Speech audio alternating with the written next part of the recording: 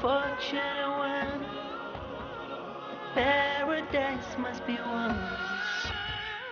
Paradise must be one. Each day and each night, through darkness and through light, crying out to the Lord.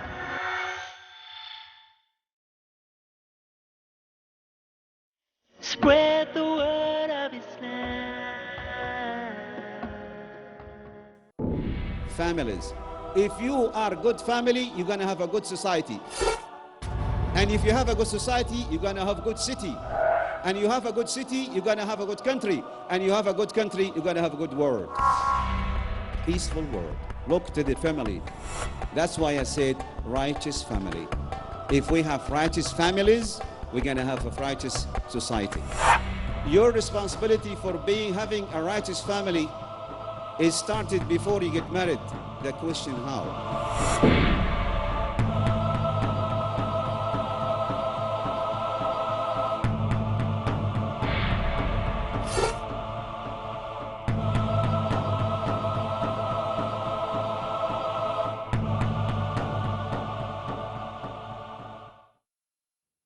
My brothers and sisters, we are here, I am front of a society.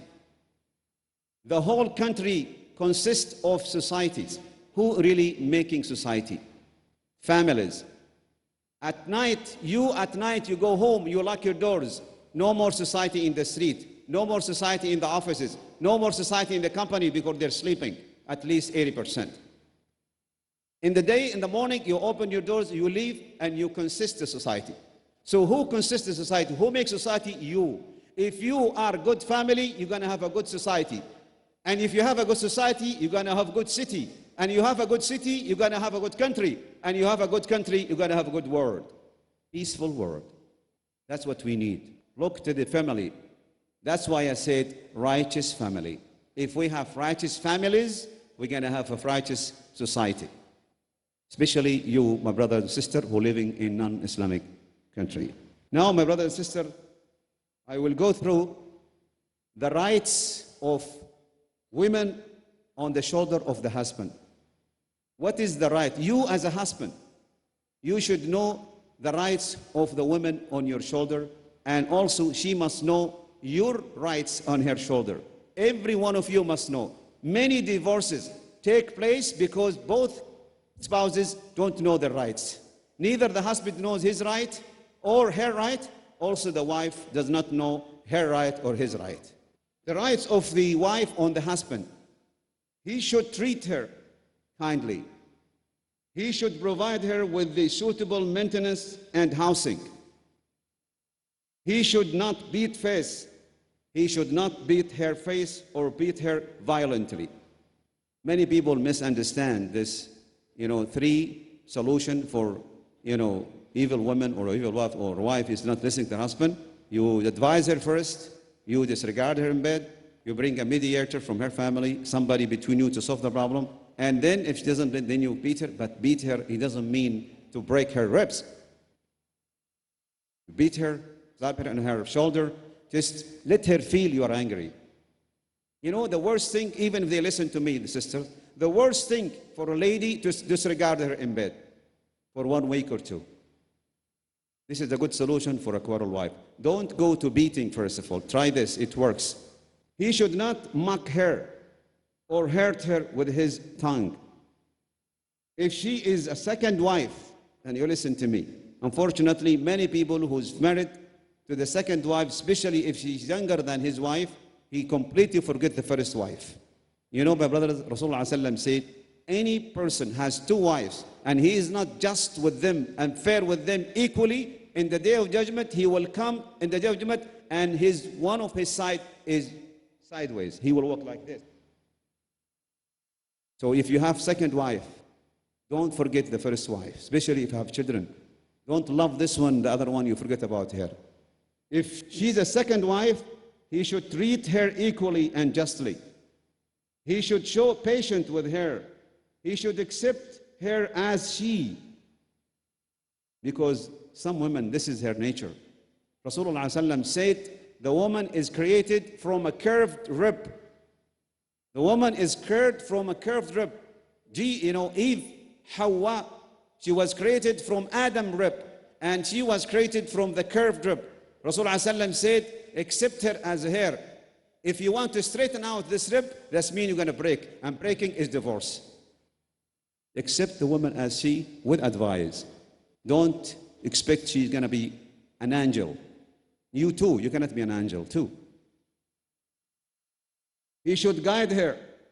He should accept her as she is, with her assist and liability. He should guide her warmly and lovingly. He should not hasten to divorce. He should keep her relation close with his wife, confidential and not a topic of gossiping with his friends. Unfortunately, my brothers, there are some such husbands, unfortunately, even such wives. They spread their secret among their friends. They think this is something, we have to be proud of. This is haram. This is illegal. This is not permissible. Whatever happened between your wife, it should be confidential, even to your own children. And one more thing, whatever happened between your wife, don't let the children see that. Your misunderstanding should be there in the bedroom. Once you're out of the bedroom, you should not let your children see any misunderstanding between you both, because they have a reflect on the children. Believe me. Try your best to have this confidential with you and your wife. He should abide by Islam in his behavior inside and outside home. God said in the Holy Quran, and women shall have rights similar to the rights against them, according to what is equitable, but men have a degree of advantage over them. This is chapter 2, verse 2 to 8. This degree is the man's responsibility and leadership of family. The rights of the husband on the shoulder of the wife. She should admit his leader's role in the family. She should not deny that or try to face him and stop him, because Allah gave him this position, not you. She should not allow anyone to his home against his will. Sisters, be careful. Be careful, my sister. You're not supposed to allow any person your husband doesn't like in your home unless his permission. Even your own parents. If he doesn't like your parents, you should discuss with him why. First, obey him. She said, okay, I will not accept my parents in my home, but let's discuss it nicely, kindly. Other than that, only your parents. Other relatives, it's not important. Your husband is more important than your other relatives. Only your mother and father. This is the one you have discussed it with him. Your brothers, your sisters, your relatives, if he said don't, finish. You listen to him. Because obeying your husband is more important than obeying your father and mother. This is Allah said, not me. But when it comes to parents, you can have discussion with him nicely, have a dialogue with him to convince him, to persuade him that for your mother or father. Other than that, if he said no, say yes. She should not leave home against her husband will. She should not conspire against her husband with anyone. She should go to her husband's bed whenever he asks her to come to bed. Rasulullah ﷺ said, any woman been asked by her husband to come to bed and she refused, the angels will curse her. You will curse you, the angel, until morning. So you want the angel to curse you? As I mentioned, the rights of you on the husband, this is your right, the husband rights on you. Any woman, her husband asked her or invite her to bed and she refused, unless she got excused, sick, menstruation, of course, the husband will understand that. But other than that, you're not supposed to refuse, otherwise the angels will curse you until morning. She should be patient with him. She should accept him as he is, as he accepted her as he is. She should care to please him all the time. Whenever your husband is upset with you, Rasulullah said, it is really recommended by the women, and Allah will reward you in paradise. You come to your husband, if he is upset with you, take his hand, tell him, I will not sleep until you are pleased with me. My brother and sister, don't be big-headed as a husband, and you don't be big-headed. This is a husband, this is a wife. You should sacrifice for your own happiness. It's okay. Even if he's mistaken, tell him, okay, I'm sorry, I'm mistaken. Just to solve the problem and let the water come back again. She should keep same thing for the husband. She should keep her personal life confidential. She should care for his wealth. She should not allow stranger to his house in his absence. She should abide by Islam in her behavior inside and outside home. Yes, my sisters, some women, they are trying to show the husband she is very pious. She's a good Muslim because she doesn't want to make him upset or divorce. But when she go for shopping, she take her veil. She doesn't care. She talk, she joke with the seller, the salesman, or she talk and be careful. If you don't care for him, care for Allah, because if he doesn't see you, Allah sees you, sister. So you should fear Allah, not him. You should fear Allah, not him. Same thing for your husband, for your wife. Remember, Allah sees you, not her.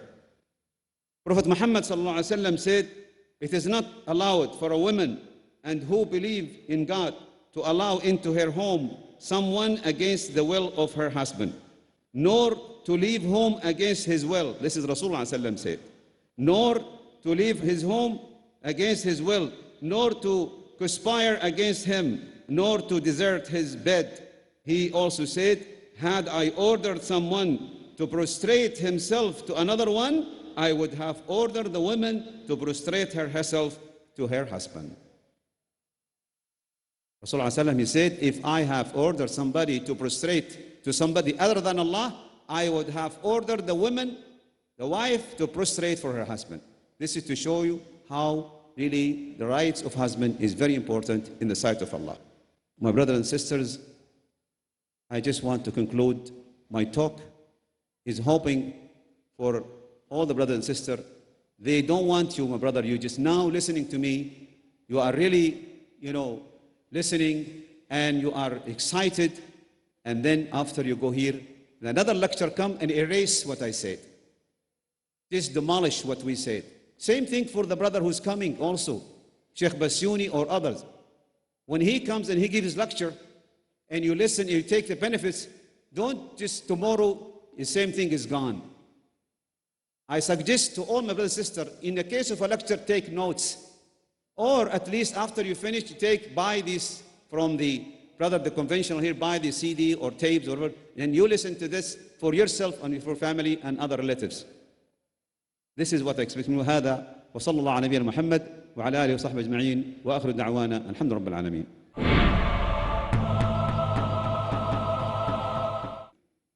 Alhamdulillah. Sheikh, if you'd like to, you could take a seat. Inshallah, I have some instructions to give to the brothers and sisters before we can go to questions and answers. I would first like to make the comment for our Muslim audience that you all have many opportunities to ask questions and get answers from your local imams, your brothers, your sisters, people in the shops and many conventions like this. But there may be non-Muslims who are amongst us who don't always have these opportunities and who don't always find themselves in these kind of atmospheres. So we would like you to encourage those non-Muslims, male and female, to make any criticisms, to make any statements, and to ask any questions which they need to. If they were walking around today and they saw someone dressed funny and they want to know why this person dressed like that, or why this person walked like that, talked like that, ate this kind of food, any question, they should have the right to ask it, and they will have the priority in asking at the microphones. We'll begin now with question and answers. Please do motivate those non-Muslims, inshallah, to ask their questions. But brother, we'll begin with you in the front, inshallah. Could you state your name and occupation, and then briefly state your question? Good evening, everybody. My name is Ramakrishnan. I'm a software engineer. I attended the session by Zakir Naik. He told that the life we live is the test by God. He gives us test and rewards us on the day of judgment according to what we performed in this life. We will be rewarded either with hell or paradise. So, on what basis God decides the level of test we take here? So, how does He decide whether to give that test to Him? Is He partial in the test, or is uniform to all in the test?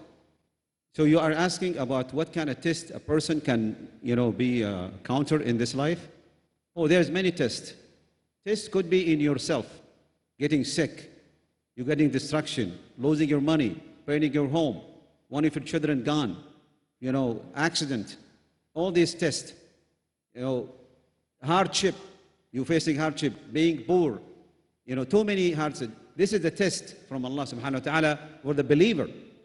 Only for the believer and the Muslim to check that you'll be patient, would you cope with it, would you be patient? And if anything happened to you in this life, if you believe this has come from Allah and you be patient, Allah will reward you in the Day of Judgment. This is actually, the test is all kinds of tests. Something to do with your money, something to do with your house, something to do with your family, something to do with yourself, something to do with your children, something with your relatives, something with your cars, something with your business. All kinds of tests. Allah can throw this on the people to test them whether they're patient, whether they accept or not. We have hadith from Rasulullah said, it is strange, it is something lovable from a believer. If he was really given a test or giving hardship, he will, if he's giving something good, bounties, and bestow Allah, he will thank Allah. And if he's giving hardship, he will be patient and he will thank Allah. This is actually the believer. This is his situation. Whenever he tests, he become patient. Whenever he's giving good things, he thank Allah. This is the human being should be like that. I hope you answered the question. Thank you. We'll now go to the sister section, inshallah. If there's a sister with a question, inshallah. Assalamu alaikum. I'm asking this question on behalf of another sister. Here in India, the husband's family is very dominant. According to Islam and for a righteous family, what is the right of a daughter-in-law on her husband's family? The daughter-in-law, how to treat the parents? Well, of course, she is not obligated toward his parents. The only two people or two persons that you are obligated by Allah is your father and mother.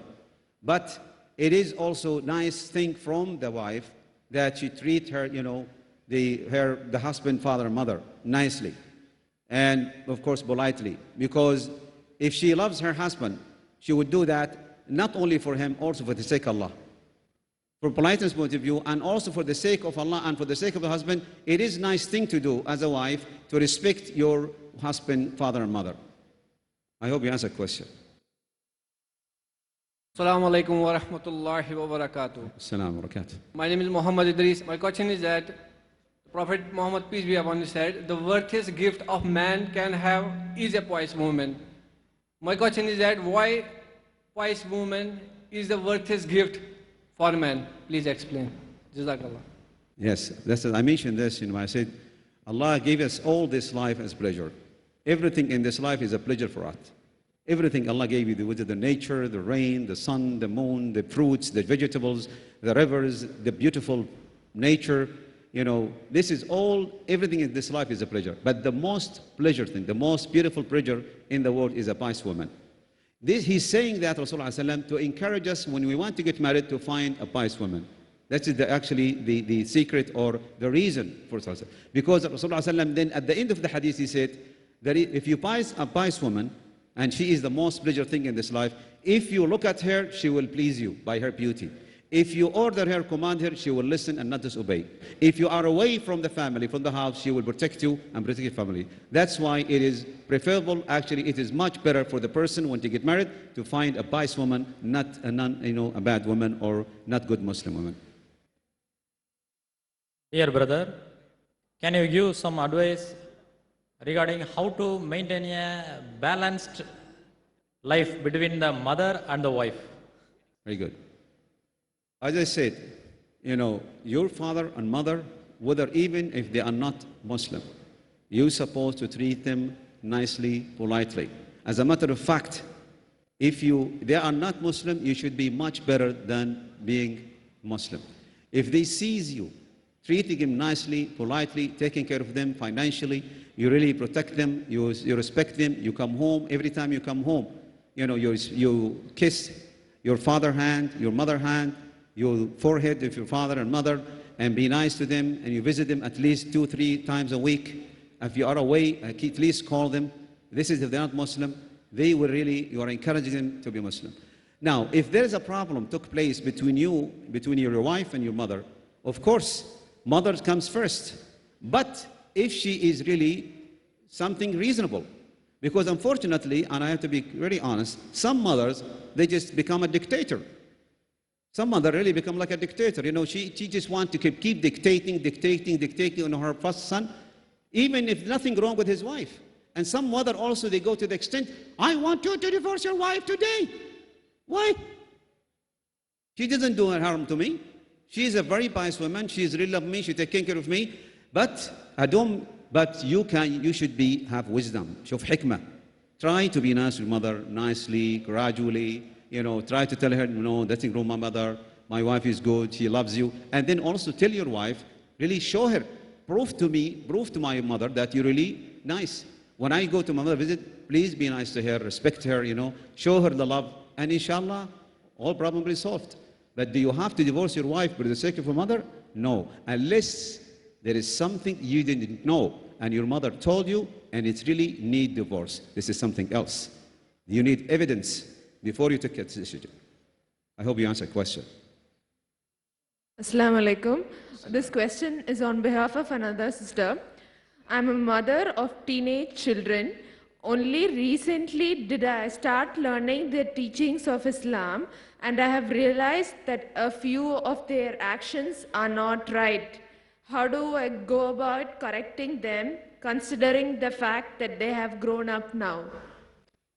Thank you very much for the question. Yes, sister, I would like to know that a lot of families encountering this problem because they did not realize how they raise up the children before it's too late. That's why I mentioned in my lecture, I said, do not wait for your daughter and son to reach 14 and then raise him up properly. And I mentioned the example of Umar al-Khattab. He said, you know, play with your child and when he's until 7, you know, have him good manners, behaviors until he reach 14, and then be his friend until he's 21. But anyway, if you don't lose hope, you know, there is a weapon, by the way. There is a weapon. A lot of Muslims are really disregarding it and forgetting about it. That weapon is dua. Anytime, my brother and sister, you need help, Allah, just make dua for your children. Whenever time you are making sujood, when you are really making qiyam at, you know, middle of the night, when you are making, you know, salah, anytime, make dua. Anytime you want help from Allah, go ahead, make wudu, go face Qibla, make 2 rak'ah, and ask Allah. Allah will not let you down, even if it's too late.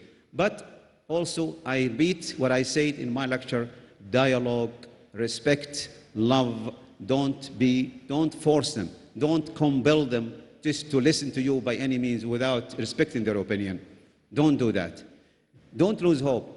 10 years, 12 years, still a hope. There is a chance. What I meant is 16. Even if he's 16 or she's 16, you still have a chance, inshallah, to correct them. But I repeat, they must see you as a good example. They must see the father as a good example, not really contradicting what you say, whether you are a father or a mother, and also by convincing nicely, kindly, and you can use gifts sometime. Why not? To persuade them and to convince them. I hope you answer the question. Assalamu alaikum wa rahmatullahi wa barakatuh.